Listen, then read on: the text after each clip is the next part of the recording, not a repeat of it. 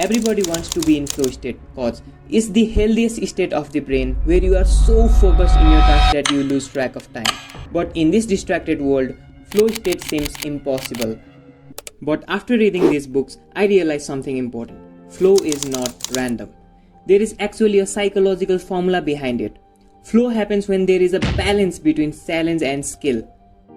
If a task is too easy, your brain gets bored. But if it is too difficult, your brain becomes anxious. Flow exists right in the middle. Psychologists call this the flow channel. It's the mental zone where the difficulty of tasks perfectly matches your current abilities. Not too easy, not too hard, just challenging enough to fully absorb your attention. So, how do you enter this state? First, identify your current condition. If you feel bored while working, the challenge is too low. Your brain enters autopilot.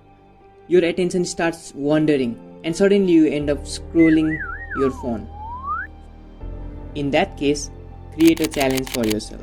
For example, if a task normally takes 1 hour, try finishing it in 45 minutes. Challenge accepted. But wait, quality must be maintained. That's important. But what if the task is hard? Then it's more fun. If the task is huge, don't focus on the entire mountain of tasks. Focus only on the next step. Break the challenge into smaller parts and then give your full focus on that.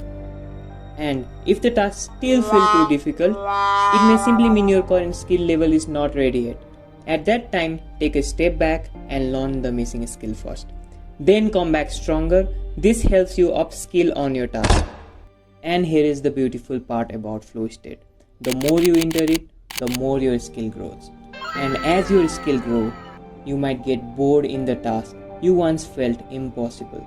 That seemingly impossible task is now easy for you. That's the beauty of flow state. Thank you. Don't forget to like, share and subscribe.